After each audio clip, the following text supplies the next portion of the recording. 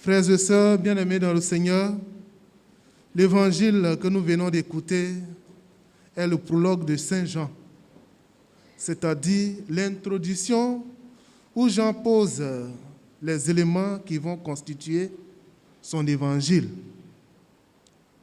l'opposition que Jésus aura dans sa mission.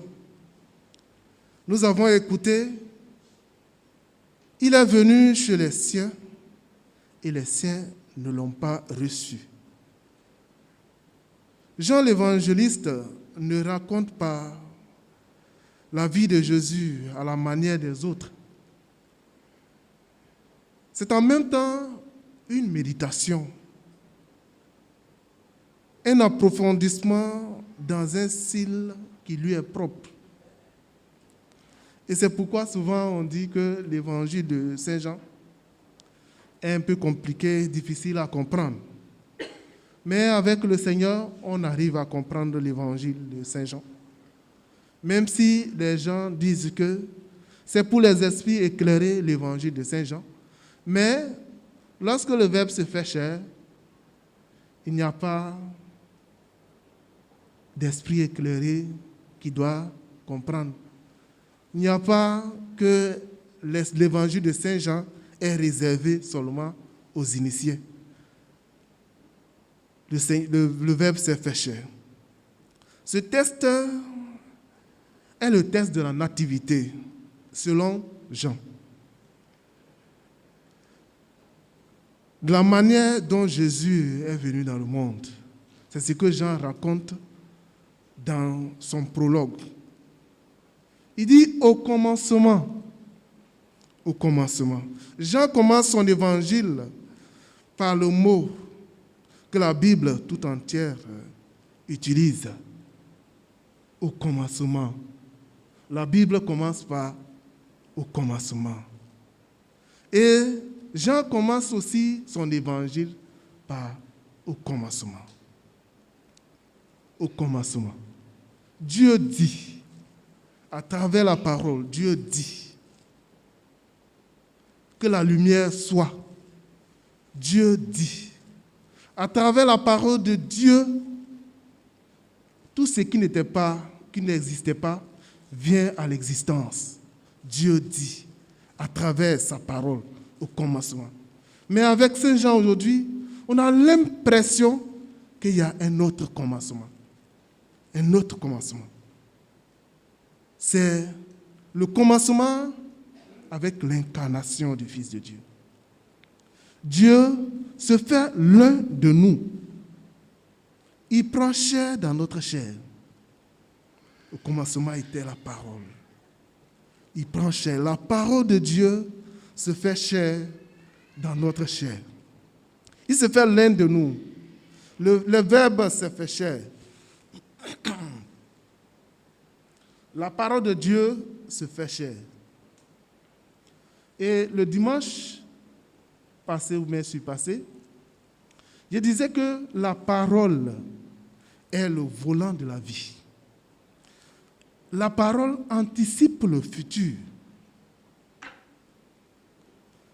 Et je disais, n'utilise pas ta parole pour constater, mais utilise ta parole pour donner les orientations. Dieu n'a pas constaté, Dieu dit.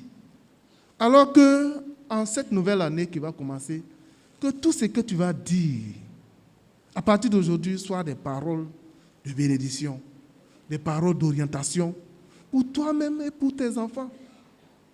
Aujourd'hui, les enfants n'écoutent plus la parole de leurs parents. Ils préfèrent peut-être écouter d'autres paroles. Et ça fait que on ne comprend plus nos enfants. Ils utilisent un autre langage qui n'est pas notre langage. Bien-aimés de Dieu, que la parole de Dieu qui s'est fait chair se fasse chair en toi et que cette parole puisse sortir aussi de ta bouche. Des bonnes paroles, des paroles de bénédiction. Bien-aimés de Dieu, avons-nous vraiment accueilli la parole de Dieu? Aujourd'hui, c'est comme une sorte d'examen de conscience. chacun de nous, de 31 janvier 2020 à 31 janvier 2021, qu'est-ce que j'ai fait de la parole de Dieu? Qu'est-ce que j'ai fait de mes paroles? Est-ce que j'ai utilisé mes paroles pour construire, pour réconcilier? Ou bien j'ai pris mes paroles, pour détruire? Alors aujourd'hui, c'est un examen de conscience. C'est en même temps une action de grâce, mais aussi un examen de conscience. Pour voir dans ma vie, qu'est-ce que j'ai fait de beau, de bien? Parce que l'auteur sacré dit, tout ce qui est bon, tout ce qui est beau, tout ce qui mérite des éloges, prenez pour votre compte. Est-ce que j'ai dit des belles paroles?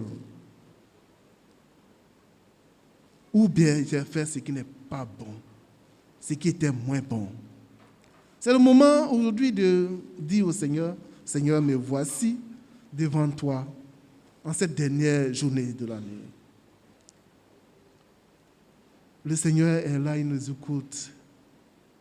Il entend le cri de ses enfants. Il nous aime encore et encore. L'auteur sacré dit aussi, travaille du matin jusqu'au soir sans se reposer. Est-ce qu'on peut travailler du matin jusqu'au labour ton champ, du matin jusqu'au soir sans se reposer? Cela veut dire que depuis toute la journée, depuis cette année 2021, qu'est-ce que j'ai fait de bon, de beau? Tous les jours, qu'est-ce que j'ai fait? Et chacun de nous doit répondre. Ce n'est pas une question de c'est l'autre, c'est moi. C'est moi, ma relation avec le Seigneur. C'est moi, ma relation. Lorsque la relation avec le Seigneur est une bonne relation, la relation avec les autres sera une bonne relation aussi. Qu'avons-nous fait de la lumière du Christ cette année qui s'achève, Chers frères et sœurs bien-aimés du Christ, l'heure n'est pas au regret, ni au remords. Si nous avons vécu une année en négligeant notre Seigneur, l'heure est plutôt à la prise de conscience et à la repentance. Car si le Seigneur nous a permis de vivre jusqu'à ce jour, c'est par amour et aussi parce qu'il nous donne encore la chance de pouvoir mieux le servir à travers nos frères et sœurs. Alors, si le Seigneur nous fait voir ce jour, c'est parce qu'il nous aime. Encore et encore. Le Seigneur nous aime tel que nous sommes. Et parfois, l'amour que nous recevons de la part du Seigneur, c'est par pure grâce.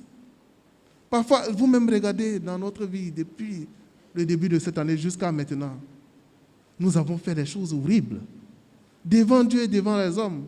Mais le Seigneur nous aime et il nous fait voir ce jour. C'est une chance pour nous de mieux le servir à travers nos frères et sœurs. Soyons donc des dignes enfants de lumière. Rejetons toute ténèbres d'hypocrisie, de sorcellerie, de mensonges, de haine, de jalousie et de corruption. Il faudrait que, en cette nouvelle année, nous soyons des hommes nouveaux, des femmes nouvelles. Ceux et celles en qui la parole de Dieu a pris chair. Soyons donc des hommes et des femmes nouveaux. Œuvrons pour la réconciliation et le pardon, surtout vis-à-vis avec ceux qui nous ont fait tant de mal durant cette année.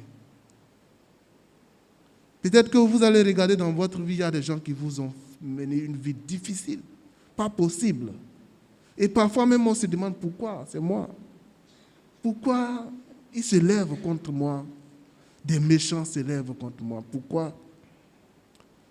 Bien-aimés de Dieu, cela fait partie de notre vie. Il y a les gens qui sont méchants. L'auteur sacré même dit ça. Le cœur de l'homme est méchant. Mais pour nous qui appartenons au Seigneur, en tout cas pour ceux qui appartiennent au Seigneur, le Seigneur transforme le cœur mauvais en un bon cœur.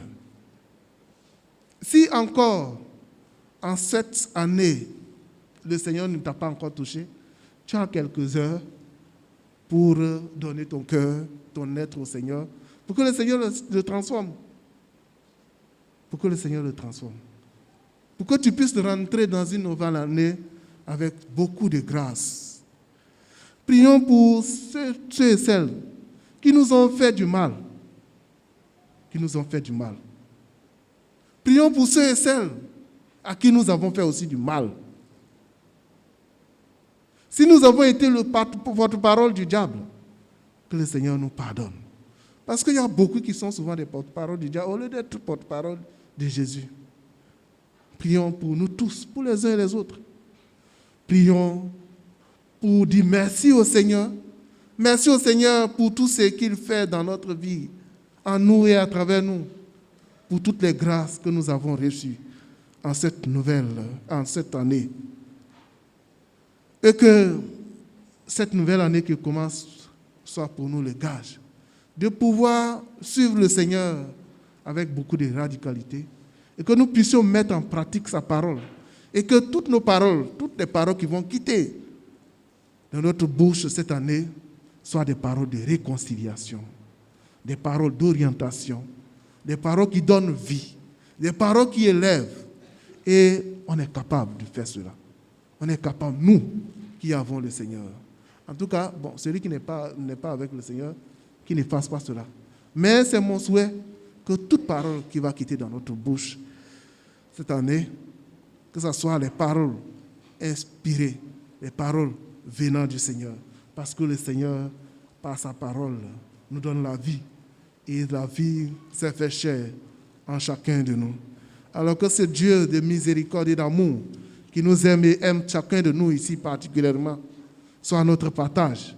Et qu'en réponse de cet amour, nous aussi, nous soyons le reflet de l'amour de Dieu. Loué soit Jésus-Christ.